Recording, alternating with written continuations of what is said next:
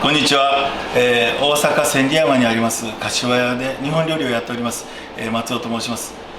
今日はですね、ご家庭でできる煮魚、比較的簡単にできるような感じで考えておりますので、作っていきたいと思います。はい、それでは材料の方、ご紹介から、こちらですね。今日は本当スーパーでよく売っているような冷凍のカレーを使って炊いていきます。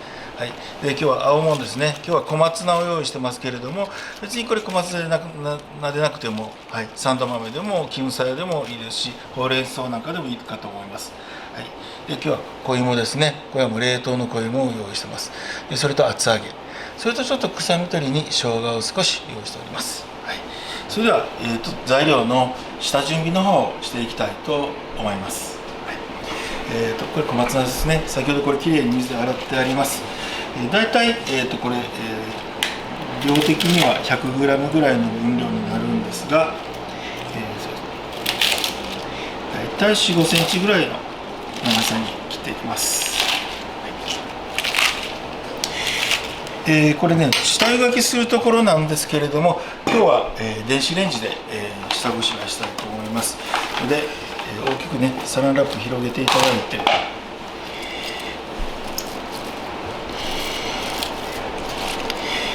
ラップの上にですね、でこれをきっちりくるまる形で軽くでいいですから、こう、包んでもらいます。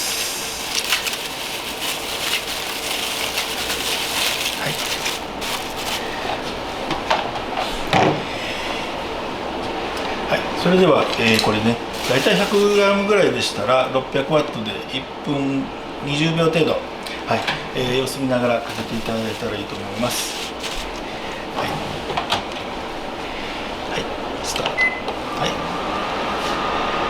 で、小松菜を下準備している間にですね、この煮汁を用意します。今日お水ですね。で、分量通りの、お酒。で、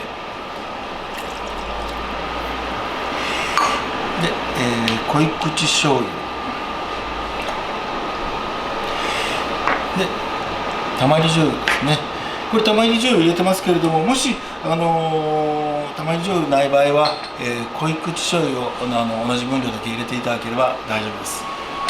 で、お砂糖、みりん、これ最初に全部材料を合わせてしまいます。でこの煮汁ですね、今日はカレーを炊きますけれども、別にお魚変わってもサバでもブリでも、何でも季節の魚で炊いていきます。で、これ今日はだいたい今日のカレーですね、カレーと他の材料、全部合わせた重さがだいたい 450g ぐらいあるんですけれども、この煮汁基本的に覚えておいていただきたいのは、この、材料 100g に対して、お魚お野菜全部入れていただいていいんですけれども、材料 100g に対して、この煮汁を 100cc、だから、そうですね、例えば今日はブリを炊きます。で、焼き豆腐を使います。白ネギを入れます。なんていう時には材料全部測って、材料が例えば 500g あったら、この煮汁を 500cc をしていただければ、それでちょうど美味しくなります。でまたお水をですね、お出汁に置き換えていただいたら、濃いもの煮転がしとかそういうものにも使えます。とりあえず 100g に対して 100cc というのを覚えておいていただければ、簡単にできると思います。それでは、お野菜あれですね、厚揚げの下準備。厚揚げはこれ今日はちょっと半分に切っておきます。であとはもうこのままで大丈夫ですね。でこれ煮魚ですね。これちょっと一手間ここでかけます。霜降りということをしていきます。霜降りというのは沸騰したお湯にくぐらせて表面をですね軽く火を通すというか、表面の臭みなんかを、お湯で洗い流してやることを言います。ではこちらですね、お湯が沸いております。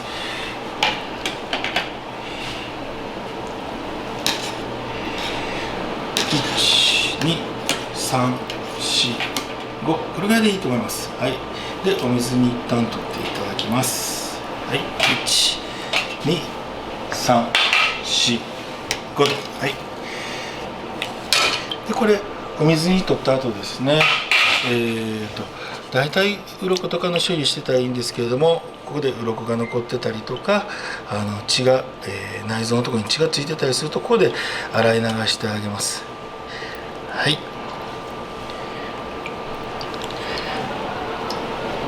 はい、これで大丈夫です。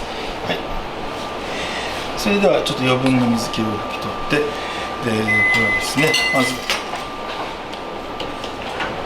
お鍋の方にですね、材料を入れていきたいと思います。大体煮魚する時のもう一つのポイントですね、鍋の大きさをねちょうど合わせていただくと上手に、煮上がります。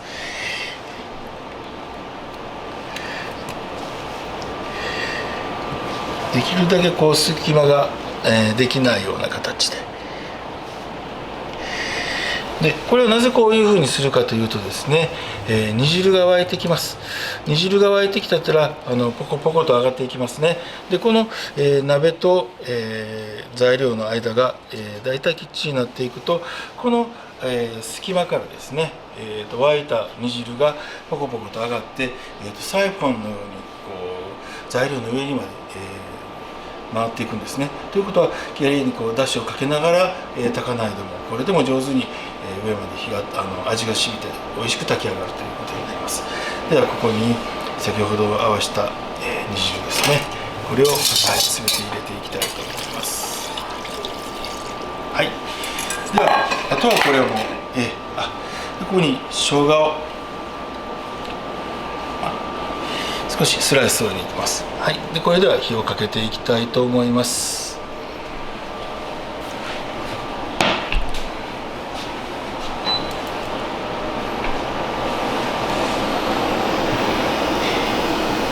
では一旦沸いてくるまで、この状態で置いておきます。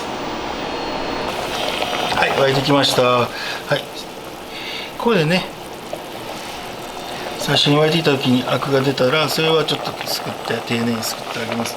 であまり、ちょうどね、沸いてるぐらいの感じです。はい、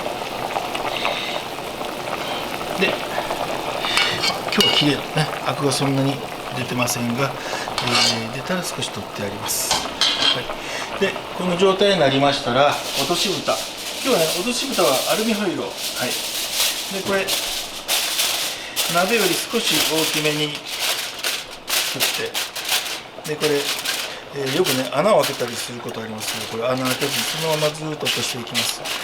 これこうするとですね、さっき言ったみたいに、煮汁がこう上に上がってくると。そうするとアルミホイルと、材料の間に煮汁が上がって、ちゃんと材料の上にまで煮汁が回っていくという形になります。でこれポコポコ沸いてると煮汁がこうアルミホイルがこうふわふわと浮いてくれますけれども、吹きこぼれなければもうその状態で大丈夫ですので、あとは、煮汁はですね、だいたい、最初の分量の半分以下になってきたぐらいでちょっと様子を見て、仕上げていきたいと思います。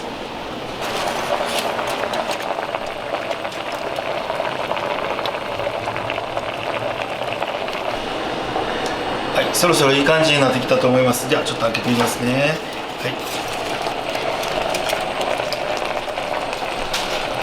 はい、ちょっと火をお願いします。で、もう大体いけてきてると思いますね。はい、この時に先ほど、最初に小松菜、下ごしらえした小松菜をここに入れて軽く、炊いてあります。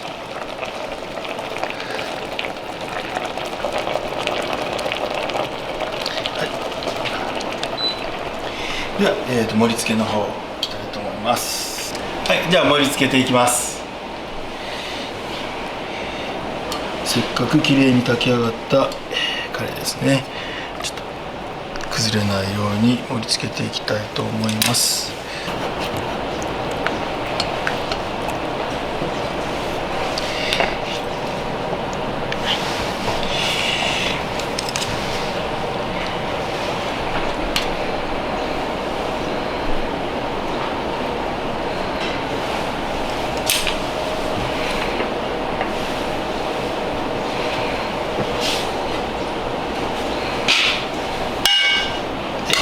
最後煮汁をですね、かけてください。